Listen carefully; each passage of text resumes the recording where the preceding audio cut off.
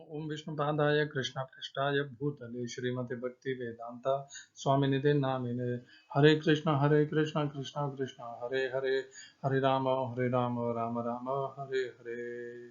श्रील ऐसी भक्ति वेदांत स्वामी प्रभुपाद की जय। आचार्य महात्मा गांधी जी की जय। भगवद गीता 2020 में आपका स्वागत है। आज की श्लोक संख्या 13वें अध्याय का 11वां श्लोक है। भगवान ने 13वें अध्याय के 8वें श्लोक से ज्ञान के विषय में बताना प्रारंभ किया है। अभी तक हमने देखा था पहले 8वें श्लोक में 9, फिर 10वें श्लोक में 3 और 10वें श्लोक में 2, तो 3 और 2 5 14 अंग ज्ञान के भगवान ने बता दिए। अब इस श्लोक में कितने बताते हैं इसकी हम चर्चा करते हैं, पुनर्कथन कर लेते हैं।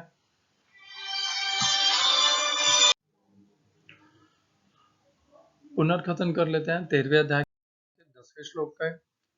13वें अध्याय का 10वां श्लोक। असक्तिर्नभिष्वङ्गः पुत्रदारगृहादिषु नित्यं च समचित्तत्वम् इष्टानिष्टोपपत्तिषु। असक्ति ही तो हमने चर्चा की थी कल। शक्ति ही अर्थात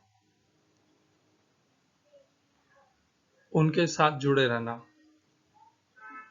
और असक्ति उनके साथ नहीं जुड़ना। अनभिष्वंग संग नहीं देना उनको। शक्ति ही अर्थात उनमें मन बनाए रखना शक्ति, और आसक्ति अर्थात उनमें किसी भी प्रकार की आसक्ति नहीं रखना। अनभिष्वंग, अभिष्वंग अर्थात उनके साथ सदैव संग बनाए रखना। अनभिष्वंग अर्थात उनके साथ संबंध को ऊपर ऊपर रखना, संबंध से मोहित नहीं होना। किससे? पुत्र, स्त्री, अपने घर, इन सब के साथ। नित्यम च समचित्तत्वम इष्टा निष्ठो उपपत्तिषु। हम जो भी कर्म कर रहे हैं उसके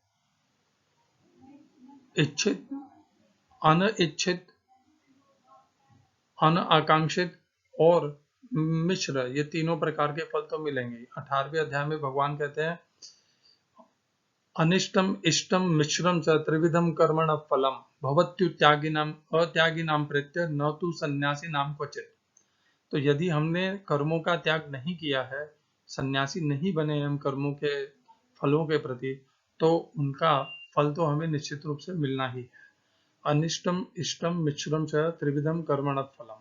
और जब इस प्रकार कर्म के फल मिलते हैं, देखिए ये कर्म के फलों की जो योजना है, कर्म के फल और उनका हमारे ऊपर जो वश है, ये हमें जो बांध लेते हैं और ये हमारे ऊपर पूरे हम इनके अंदर भीतर बन जाते हैं।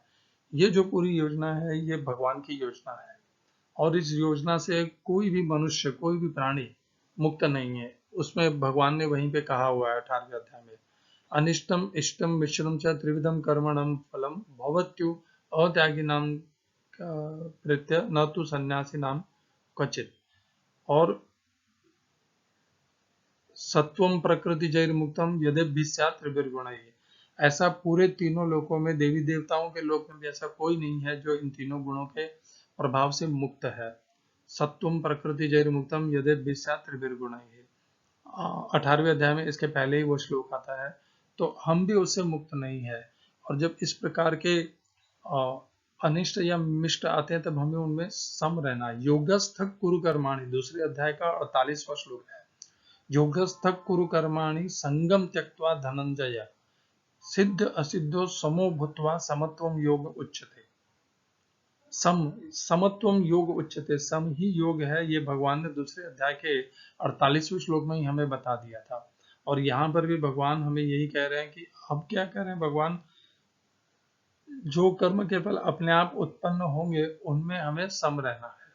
हम जब कुछ भी कर्म करेंगे तो उसके फलस्वरूप हमें किसी न किसी, या तो इच्छित या अनिच्छित फल की प्राप्ति निश्चय रूप से होगी। हम जब इनमें तटस्थ रहते हैं, सम रहते हैं, तब ये हमें बांध नहीं पाते, और तब हम पुनः जो नया एक कर्म चक्र प्रारंभ होगा उसमें नहीं बनते हैं। हमने पहले जो कर्म किए हैं उनके कर्मफल तो हमें इच्छित अनिच्छित के रूप में प्राप्त होने ही है। और जब वो प्राप्त होते हैं तब हमारे पास में दो मार्ग रहते हैं। एक, हम उस इच्छित या अनिच्छित से प्रभावित हों, जैसे हम समस्त साधारण मनुष्य प्रभावित होते हैं और प्रभावित हो करके या तो सुखी होते हैं या दुखी होते हैं, और जब ऐसा हम करते हैं तो हम पुनः उनके कारण नए कर्म करते हैं और फिर से कर्म फल में बनते हैं। ये एक काल कर्म चक्र है जो हम सब पर लागू पड़ता है, और अधिकांश क्या बहुलांश लोग इस संसार में इसी प्राणी लोग ही क्या पशु पक्षी प्राणी भी इससे बंधे हुए हैं। और इसके विपरीत जो भक्त होते हैं, जो ज्ञानी होते हैं, जब कर्म को फलों के स्वरूप में प्रतिकूलता अनुकूलता इच्छित या अनिच्छित फल प्राप्त होते हैं तब वे उनमें सम रहते हैं। जब समता होती है तो वे कर्म फल वहीं पर समाप्त हो जाते हैं। समता होने के कारण जो नए हम कर्म करते हैं उनके फलों में हमारी आसक्ति नहीं होती, हम संन्यास बुद्धि से उन्हें करते हैं। जब हम संन्यास बुद्धि से उन्हें करते हैं नए कर्मों को, तो नए कर्म फल हमें बांध नहीं पाते हैं। भगवान की योजना जो है, इस माया की जो योजना है, वो माया की योजना विफल हो जाती है। माया की योजना को काटना है तो यही साधन है उसका। क्या साधन है? कि इच्छित हो या अनिच्छित हो, जो भी कर्म फल प्राप्त हो उनमें सम रहें। सम रहेंगे तो आप जब भी नए कर्म करेंगे तो उनके फलों के प्रति भी आप सम रहेंगे, आप उनके प्रति कोई लालसा नहीं होगी, अर्थात संन्यास बुद्धि होगी, और यह संन्यास बुद्धि आपको उनके फलों से मुक्त कर देगी। याद करिए 18वें अध्याय का श्लोक, मैं श्लोक संख्या बता देता हूं। 18वें अध्याय का 12वां श्लोक है, अनिष्टम इष्टम मिश्रम च त्रिविधम कर्मण फलम भवत्य अत्यागी नाम प्रत्यय न तो सन्यासी नाम क्वचित। तो भगवान ने उसी में हमें उसकी कुंजी दी है कि यदि कर्मों के फलों से बचना है, उनसे मुक्त होना है, तो हमें संन्यास बुद्धि को प्राप्त होना है। कर्म फलों के प्रति ना तो आकांक्षा हो न द्वेष हो। इस प्रकार की जब संन्यास बुद्धि होगी तो वे हमारे ऊपर कर्मफल लागू नहीं पड़ेंगे, हमें वे बांध नहीं पाएंगे। इसीलिए ये समबुद्धि आवश्यक है। समबुद्धि की आवश्यकता क्यों है? क्योंकि ये समबुद्धि जो है ये हमें इससे मुक्त करती है। यहाँ पर भगवान यही कह रहे हैं, नित्यम च समचित्तत्वम इष्टानिष्टो प्रवृत्तिषु। यदि हम इनमें सम नहीं रहेंगे, अनिष्टम और इष्ट में, तो हम ऐसी बुद्धि को प्राप्त होंगे कि हम नए कर्म करते समय पुनः पुनः उनमें बंधेंगे। हमारी कोई ना कोई आकांक्षा या आकांक्षा या फिर हमारी द्वेष रहेगा, उनमें राग और द्वेष रहेगा फलों के प्रति, और वो रहेगा तो हमें वो निश्चित रूप से हम उनके परवश हो जाएंगे। तो यह समत्व इसीलिए, जैसे आप देखिए दूसरे अध्याय का 48वां श्लोक, योगस्थः कुरु कर्माणि संगम त्यक्त्वा धनंजय। संग को त्याग के कर्म कर, सिद्ध असिद्ध्यो समो भूत्वा। हम उस कर्म के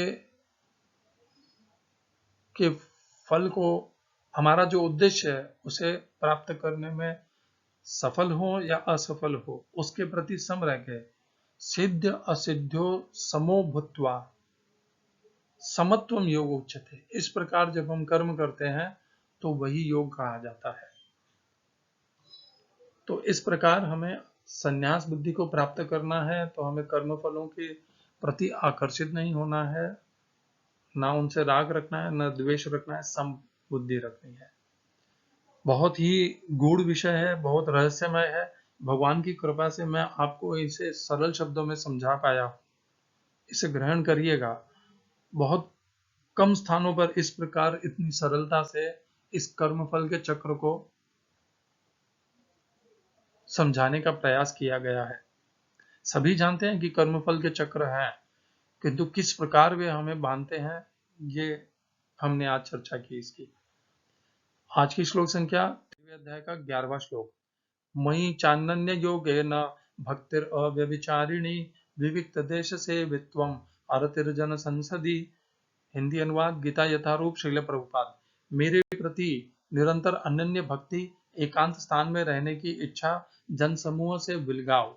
English translation Gita as it is Swami Prabhupada.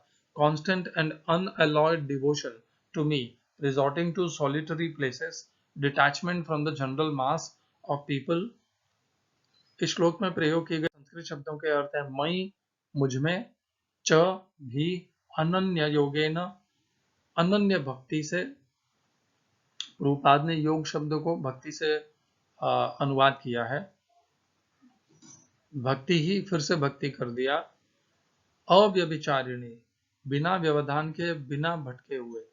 दूसरी पंक्ति विविक्त एकांत देश स्थानों की, सेवित्वम आकांक्षा करते हुए, अरति ही अनासक्त भाव से, जन संसदी सामान्य लोगों को।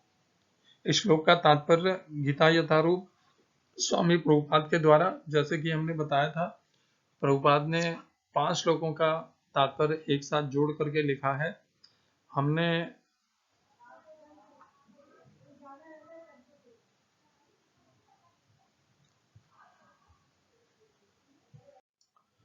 पढ़ रहे हैं, सुख दुख भौतिक जीवन को दूषित करने वाले हैं। मनुष्य को चाहिए कि इन्हें सहना सीखे, जैसा कि भगवत गीता में उपदेश दिया गया है। कोई कभी भी सुख दुख के आने जाने पर प्रतिबंध नहीं लगा सकता, अतः मनुष्य को चाहिए कि भौतिकवादी जीवन शैली से अपने को विलग कर ले और दोनों ही दशाओं में समभाव बनाए रहे। सामान्यतया जब हमें इच्छित वस्तु मिल जाती है तो हम अत्यंत प्रसन्न होते हैं, और जब अनिच्छित घटना घटती है तो हम दुखी होते हैं। लेकिन यदि हम वास्तविक आध्यात्मिक स्थिति को प्राप्त हों तो ये बातें हमें विचलित नहीं कर पाएंगी। इस स्थिति तक पहुंचने के लिए हमें अटूट भक्ति का अभ्यास करना होता है। विपथ हुए बिना कृष्ण भक्ति का अर्थ होता है भक्ति को नव विधियों, कीर्तन, श्रवण, पूजन आदि में प्रवृत्त होना, जैसा 9वें अध्याय के अंतिम श्लोक में वर्णन हुआ है। इस विधि का अनुसरण करना चाहिए। यह स्वाभाविक है कि आध्यात्मिक जीवन शैली का अभ्यस्त हो जाने पर मनुष्य भौतिकवादी लोगों से मिलना नहीं चाहेगा, इससे उसे हानि पहुंच सकती है। मनुष्य को चाहिए कि वह परीक्षा करके देख ले कि वह अवांछित संगति के बिना एकांतवास करने में कहाँ तक सक्षम है। यह स्वाभाविक ही है कि भक्त में व्यर्थ के खेलकूद या सिनेमा जाने या किसी सामाजिक उत्सव में सम्मिलित होने की कोई रुचि नहीं होती, क्योंकि वह यह जानता है कि यह समय को व्यर्थ गंवाना है। कुछ शोध छात्र तथा दार्शनिक ऐसे हैं जो काम वासनापूर्ण जीवन तथा या अन्य विषय का अध्ययन करते हैं, लेकिन भगवद गीता के अनुसार ऐसा शोध कार्य और दार्शनिक चिंतन निरर्थक है। यह एक प्रकार से व्यर्थ होता है। भगवद गीता के अनुसार मनुष्य को चाहिए कि अपने दार्शनिक विवेक से वह आत्मा की प्रकृति के विषय में शोध करे। उसे चाहिए कि वह अपने आत्मा को समझने के लिए शोध करे। यहाँ पर इसी की संस्तुति की गई है। जहाँ तक आत्म साक्षात्कार का संबंध है, यहाँ पर स्पष्ट उल्लेख है कि भक्ति योग ही व्यावहारिक है। जो ही भक्ति की बात उठे तो मनुष्य को चाहिए कि परमात्मा तथा आत्मा के संबंध पर विचार करे। आत्मा तथा परमात्मा कभी एक नहीं हो सकते, विशेषतः भक्ति योग में तो कभी नहीं। परमात्मा के प्रति आत्मा की यह सेवा नित्य है, जैसा कि स्पष्ट किया गया है। अतएव भक्ति शाश्वत नित्य है। मनुष्य को इसी दार्शनिक धारणा में स्थित होना चाहिए। श्रीमद् भागवत में व्याख्या की गई है, वह जो परम सत्य के वास्तविक ज्ञाता है वे जानते हैं कि आत्मा का साक्षात्कार 3 रूपों में किया जाता है, ब्रह्म, परमात्मा तथा भगवान। परम सत्य के साक्षात्कार में भगवान पराकाष्ठा होते हैं। अतएव मनुष्य को चाहिए कि भगवान को समझने के पद तक पहुंचे और भगवान की भक्ति में लग जाए। यही ज्ञान की पूर्णता है। विनम्रता से लेकर भगवत साक्षात्कार तक की विधि भूमि से चलकर ऊपरी मंजिल तक पहुंचने के लिए सीढ़ी के समान है। इस सीढ़ी में कुछ ऐसे लोग हैं जो अभी पहली सीढ़ी पर ही हैं, कुछ दूसरी पर तो कुछ तीसरी पर, किंतु जब तक मनुष्य ऊपरी मंजिल तक नहीं पहुंच जाता, जो कि कृष्ण का ज्ञान है, तब तक वह ज्ञान की निम्नतर अवस्था में ही रहता है। आगे का हम अगले श्लोक में पढ़ते हैं। हरे कृष्णा। ओम अज्ञानतिमिरन्धस्य ज्ञानाञ्जनशलाकया चक्षुरुन्मीलितं येन तस्मै श्रीगुरुवे नमः। एकं शास्त्रं देवकीपुत्र गीतम् एको देवो देवकीपुत्र एव एको मंत्रस्तस्य नामानि यानि कर्माप्येकं तस्य देवस्य सेवा। हरे कृष्णा। बहुत ही महत्वपूर्ण श्लोक है। मयि च अनन्य योगेन भक्ति ही अव्यभिचारिणी विविक्त देश सेवित्वम अरतिर्जन संसदि। पिछले श्लोक में भगवान ने कहा था, देखिए पिछले श्लोक पे हम जाते हैं। पिछले श्लोक में भगवान ने पहले हमसे क्या छोड़ने को कहा। भगवान ने पहले कहा असक्तिर न विश्वंग है पुत्र दार ग्रहादिशु नित्यम च समचित्तत्वम इष्टानिष्टो पपत्तिषु। पहली पंक्ति पर ध्यान दीजिए। भगवान ने कहा कोई भी प्रकार की आसक्ति नहीं होना, न संग के लिए लालसा होने। किनके प्रति? पुत्र, स्त्री और घर के प्रति। तो पहला दायरा अपने परिवार के 10वें श्लोक में भगवान ने की जो परिधि थी वह परिवार था। अब इस श्लोक में भगवान ने उस परिधि को और बढ़ा दिया है। परिवार के बाहर पूरे समाज तक की परिधि को इसमें भगवान ने समेट लिया है। भगवान कहते हैं केवल मात्र पुत्र, स्त्री और घर के प्रति अनासक्ति और असंग होने से पूर्णतया सिद्ध नहीं होगी। जो विषय भोगों में लगे हुए मनुष्य हैं, समाज है, उससे भी संग को त्यागना होगा और एकांतवास भी करना होगा। व्यर्थ का प्रलेपन, प्रपंच और चर्चा, इन सब से दूर रहना होगा। ये भगवान दूसरी पंक्ति में कहते हैं। पहली पंक्ति पे एक बार चर्चा कर लेते हैं, परंतु इसका संबंध याद रखिएगा दूसरी पंक्ति का। दूसरी पंक्ति का संबंध 13वें अध्याय के 10वें श्लोक से है। उसका विस्तार कर दिया है भगवान ने। तो जब पहली पंक्ति में भगवान ने क्या कहा, जब हम पुत्र में आसक्ति और संग की लालसा नहीं रखते, स्त्री में नहीं रखते, घर में नहीं रखते, तब हमारे लिए ये बहुत ही अनुकूल हो जाता है और संभव भी हो जाता है कि हम अपने आप को केवल और केवल योग में केंद्रित कर सके। और किसके प्रति वह योग करना है? भगवान श्री कृष्ण के प्रति। मयि, भगवान ने नहीं कहा ईश्वर के प्रति, भगवान ने स्वयं के लिए, भगवान कृष्ण ने कहा मयि, मेरे प्रति। और भगवान कृष्ण ही भगवान है, ये पहले ही 11वें अध्याय में स्थापित हो चुका है। यहाँ पर अब यहाँ से आगे 12वें अध्याय से भगवान आगे जब भी कहते हैं तो मयि शब्द का अर्थ पूर्ण पुरुषोत्तम भगवान ही है, क्योंकि वे अपने आप को पूर्ण पुरुषोत्तम स्थापित कर चुके हैं 11वें अध्याय में, और अर्जुन ने उन्हें स्वीकार भी कर लिया है। तो अब उसी भाव से हमें मयि शब्द को समझना है। कभी भी जब मयि शब्द, मैं, अहम आते हैं तो पूर्ण पुरुषोत्तम से के दृष्टि के पूर्ण पुरुषोत्तम के संदर्भ में है, यह समझना है। मयि पूर्ण पुरुषोत्तम की अनन्य भक्ति, और भक्ति अव्यभिचारिणी। एक तो भक्ति होती है कि चलो जैसे हम लोग करते हैं, प्रातः काल में 2 घंटा 16 माला नाम जप कर लिया इस्कॉन के नियमों के अनुसार, और आधा घंटा भगवत गीता का अध्ययन कर लिया या आधा घंटा भागवतम का अध्ययन कर लिया, और फिर लग गए अपने दैनंदिन प्रतिदिन के कर्मों में। तो वो अव्यभिचारिणी भक्ति नहीं है। अव्यभिचारिणी भक्ति तब होती है जब हम केवल भक्ति में के ही कर्म करें और उसके अन्यत्र और कोई भी कर्म ही नहीं करें। अव्यभिचारिणी भक्ति हमारा समस्त कर्म, समस्त इच्छाएं, समस्त आकांक्षाएं, उद्देश्य, लक्ष्य और ऊर्जा और मन बुद्धि केवल और केवल भगवान की भक्ति में ही स्थित हो और कहीं नहीं हो, तब यह संभव है, और तभी वह अव्यभिचारिणी होगी। व्यभिचारिणी कब हो जाएगी? जब हम भगवान के अतिरिक्त हम अपने व्यवसाय को, धन को, संपत्ति को, विषयों को महत्वता दे देते हैं, उन्हें पाने की लालसा करते हैं, तब वह व्यभिचारिणी हो जाएगी।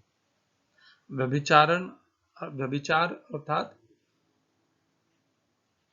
जिस प्रकार एक पत्नी व्रत लिया जाता है, उसी प्रकार एक भक्ति व्रत भी होता है, केवल और केवल भक्ति। जब हम भक्ति में नहीं, संसार, व्यवसाय और धन संपत्ति अर्जित करने के माध्यमों में लगते हैं, कर्मों में लगते हैं, तो वह व्यभिचारिणी भक्ति हो गई। तो जिस प्रकार मीराबाई करती थी, जिस प्रकार भक्त सुदामा करते, मित्र सुदामा करते थे, जिस प्रकार प्रहलाद महाराज करते थे, जिस प्रकार और बड़े बड़े हमारे महाराज गुरु आचार्य करते हैं, वह व्यभिचारिणी अव्यभिचारिणी भक्ति है, क्योंकि वे भक्ति के अलावा और कुछ करते ही नहीं है। यदि वे, जैसे कबीर जी हैं, तो कबीर जी कपड़ा बुनते थे, किंतु वो कपड़ा बुनने का जो कर्म भी था, उस समय भी वे भगवान के ध्यान में ही लगे रहते थे, इसलिए वह कपड़े बुनने का कर्म भी उनका भक्ति ही है। हम वैसा नहीं करते। जब हम व्यवसाय में लगते हैं तो हम 100% अपना 100% मन और बुद्धि उसमें जोड़ देते हैं और भगवान को पूर्णतया भूल जाते हैं। कौन भगवान, किसका भगवान? मेरा भगवान केवल धन है, लाभ है। उस समय भगवान को भूल जाते हैं। जैसे ही व्यवसाय से थोड़ा सा ऐसे लैपटॉप से अपनी दृष्टि को ऊपर करते हैं, तब पुनः भगवान का स्मरण हो आता है। तो यह है व्यभिचारिणी भक्ति। और एक कबीर जी करते थे कि वो कपड़ा भी बुनते थे तो निरंतर भगवान का सिमरन करते हुए बुनते थे, तो वह अव्यभिचारिणी भक्ति हो जाती है। देखिए, एक तो है हरिदास ठाकुर जैसे कि 24 घंटे वे केवल भगवान के नाम का जप ही करते थे, ये एक प्रकार की भक्ति है। और यदि आप वह नहीं कर रहे हैं, तो आप जो भी आप कर्म कर रहे हैं, व्यवसाय कर रहे हैं, वो करते हुए आप भगवान का सिमरन निरंतर बनाए रख रहे हैं अपने श्वासों पर, सांस में, मन बुद्धि में, तो वह अव्यभिचारिणी भक्ति कहलाने के योग्य निश्चित रूप से है। किंतु हम इस प्रकार का आचरण और व्यवहार करते नहीं है, तो हमारी भक्ति व्यभिचारिणी भक्ति है। हम कुछ समय के लिए भगवान का सिमरन करते हैं, फिर व्यवसाय का करते हैं, धन का करते हैं, यह व्यभिचारिणी भक्ति है। अनन्य योगेन, योग के अलावा और कोई प्रयत्न नहीं। हमारा प्रत्येक कर्म, प्रत्येक योग भगवान के संबंधित हो, भगवान से अपने संबंध को और प्रशस्त करने के लिए हो, तब वह अनन्य योगेन हो जाता है। इस प्रकार भगवान ने पहले हमें 13वें अध्याय के 10वें श्लोक से हमसे पुत्र, पत्नी, घर, इनके प्रति संग और आसक्ति को हटाया। जब वो हट गए तो हम क्या बचे? हम बचे, हमारे भगवान बचे। तो तब हमारे लिए संभव हो पाता है अपनी एकाकी भक्ति को करना और अनन्य योग से भक्ति को करना। तो इसीलिए 10वें श्लोक में भगवान ने पहले पुत्र, स्त्री और घर, इन सब से आसक्ति को हटाने के लिए कहा, और तब उसके पश्चात 11वें श्लोक में अनन्य योग से अव्यभिचारिणी भक्ति करने के लिए निर्देश दिया। और वह ज्ञान का अंग है। यदि हम ऐसा नहीं करते हैं तो हम अज्ञान में हैं। ज्ञान क्या है? अनन्य योगेन से अव्यभिचारिणी भक्ति करना ज्ञान है, और व्यभिचारिणी भक्ति करना अज्ञान है। हम सब अज्ञान में हैं, या कह सकते हैं आंशिक अज्ञान में है, क्योंकि हमें ये तो पता है कि हमें भक्ति करनी है, पर हम अव्यभिचारिणी नहीं कर पा रहे हैं। तो हम आंशिक अज्ञान में तो निश्चित रूप से हैं, पूर्ण अज्ञान में नहीं, तो आंशिक अज्ञान में निश्चित रूप से हैं। तो इस प्रकार हमें इसको समझना है कि ये सब भक्ति के अंग, ज्ञान के अंग हैं। 14 पहले हो गए थे। अनन्य योगेन भक्तिर अव्यभिचारिणी, ये 15वां हो गया। विविक्त देश सेवित्वम अरतिर्जन संसदि, ये 16वें और 17वें हो गए। विविक्त देश, एकांत देश में का वास। ऐसे नहीं कि हम जाकर के डिस्को के बीच में जाके बैठ गए, नहीं। एकांत वास करें, आपके आसपास शोरगुल, शोर शराबा और भौतिकता या मनोरंजन ये सब ना हो, शांत रहे, एकांत रहे। आप एकांत रहेंगे तब आपके आसपास भगवान रहेंगे, भीतर भगवान रहेंगे, बाहर भगवान रहेंगे। आप डिस्को में जाके बैठेंगे, चारों तरफ शोरगुल, तमाशा, मनोरंजन, नशा ये सब हो रहा है, उसमें भगवान का वास कहाँ होगा और भगवान का सिमरन कहाँ हो पाएगा? तो इसलिए एकांतवास की आवश्यकता है, और एकांतवास करेंगे तभी अव्यभिचारिणी भक्ति संभव हो पाएगी। अरति ही जन संसदि, अरति ही अनासक्त भाव से समान। हम समाज में भी, जैसे आज 9 दिन का गणपति है, फिर 11 दिन का 9 दिन का 11 दिन का गणपति जी की उपासना है, फिर 9 दिन का नवरात्र। इस प्रकार हम निरंतर समाज के साथ जुड़ करके भिन्न भिन्न मनोरंजन के साधनों को ढूंढ ढूंढ करके उनमें अपने आप को लगाते रहते हैं। मैं उनके विपक्ष में नहीं हूँ, जिन्हें वह प्रिय है वे वैसा करें, किंतु वह जब हम वह करते हैं, देखिए हम गणपति जी की पूजा में निमग्न रहेंगे, हम नवरात्रा डांडिया में निमग्न रहेंगे, तो निश्चित रूप से हम भगवान का वहां पर भूल जाएंगे, हमारा भगवान से संबंध विच्छेद हो जाएगा। तो अव्यभिचारिणी भक्ति करनी है तो संसार के इन सब मनोरंजन के साधनों से, मैं इन्हें मनोरंजन कह रहा हूं, अर्थात संसार के साथ किए हुए कार्यकलापों से दूर होना है। गणपति जी की उपासना है वह दुर्गा जी की उपासना है, भगवान कृष्ण की नहीं है। भगवान कृष्ण ने इसमें यहाँ पर स्पष्ट कहा है, मई च अनन्य योगिना, मेरी, गणपति जी की नहीं, दुर्गा जी की नहीं, अनन्य मेरी भक्ति, अव्यभिचारिणी भक्ति। और यह तभी संभव होगा जब हम एकांतवास करेंगे। और ये भगवान ने दूसरे अध्याय में भी कहा है, देखिए दूसरे अध्याय का श्लोक है, या निशा सर्वभूतानां तस्याम जागृति संयमी, यस्याम जागृति भूतानि सा निशा पश्यतो मुने है। जिस कर्म में, प्रकरण में, मनोरंजन में सारे मनुष्य जागते हैं, उसमें योगी सोता है, और जिसमें सारे मनुष्य सोते हैं तब योगी जागता है, क्योंकि वह एकांतवास है और वह संसार से, समाज से तटस्थ रहना चाहता है। या निशा सर्वभूतानां तस्याम जागृति संयमी, यस्याम जागृति भूतानि सा निशा पश्यतो मुने है। वैसे वहां पर वह श्लोक सोने और जागने के उपलक्ष्य में है, पर वह सोना और जागना संबंध से भी है। हम सोते इसीलिए हैं क्योंकि हम उससे तटस्थ होना चाहते हैं, और जब हम तटस्थ रहते हैं तब उस समय संसार जाग रहा होता है। इस प्रकार योगी का और संसार का मिलन नहीं हो सकता, क्योंकि योगी का मिलन भगवान के साथ है, संसार के साथ नहीं है। यदि आप ये समझ रहे हैं कि मैं संसार को लेकर के भगवान को प्राप्त करूंगा, वह संभव नहीं है। आप निश्चय कर लीजिए कि आपको समाज, संसार और प्राणी ज्यादा आकर्षित करते हैं या भगवान आकर्षित करते हैं। दोनों साथ में नहीं हो पाएंगे। आप उनके साथ जुड़ करके यदि उनमें आप भगवान को देखते हुए कर्मयोगी के अंतःकरण से उनकी सेवा करने के लिए वह कर रहे हैं, उनसे संबंध, तो ठीक है। किंतु यदि आप प्राणी समुदाय, जन समुदाय, संसार के, समाज के साथ इसलिए जुड़ना चाहते हैं कि आप उनके साथ अपना संबंध बढ़ा सकें, शारीरिक संबंध बढ़ा सकें, या अपना वर्चस्व बढ़ा सकें, या मेल जोल बढ़ा सकें, या मनोरंजन कर सकें, या उनके साथ जुड़ करके कुछ कर सकें, और उन सब में यदि भगवान नहीं है मध्य में, तो वह व्यर्थ है। और यदि भगवान मध्य में है तब वह अपने आप ही भक्ति में परिवर्तित हो गया।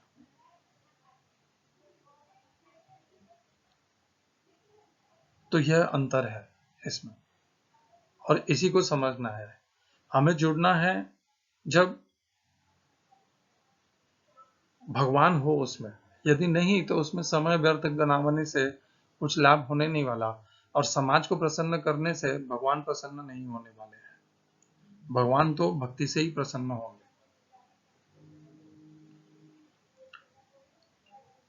तो हमें क्या करना है, हमें अपने जीवन को, मैं ये नहीं कह रहा आप जीना छोड़ दीजिए, ऐसे बैलेंस बनाइए। जब तक आप भक्ति में बहुत विकसित ना हो जाए तब तक एक बैलेंस बना के चलिए, अच्छा बैलेंस बनाइए। और यदि आपके साथ आपके परिवार भी विकसित हो चुके हैं भक्ति में तो बहुत अच्छा है, नहीं है तो आपको उनको त्यागना पड़ेगा, जो भगवान ने पहले ही 10वें अध्याय में, श्लोक में ही कह दिया है। और यदि आप वो नहीं कर पा रहे हैं तो आप एकांतवास, आप परिवार में रह के भी एकांतवास को कैसे भी स्थापित कीजिए। आप परिवार में रह के भी अपने आप को योगी के जैसे जीवन का निर्वाह कीजिए और एकांतवास कीजिए, तटस्थ रहिए, इन सब के भीतर आकर्षित मत होइए, इनमें सम्मिलित मनोरंजन की दृष्टि से या इंद्रियों की भोगने की वृत्ति से मत उनमें जुड़िए। तब जाकर के आप तटस्थ रह पाएंगे भगवान की अव्यभिचारिणी भक्ति कर पाएंगे, अनन्य योग से भगवान में सदैव स्थित रह पाएंगे। और यह बहुत आवश्यक है क्योंकि वही ज्ञान है। जैसे ही हम संसार, समाज, मनोरंजन और मेल मिलाप में लगते हैं तब वह सब अज्ञान है।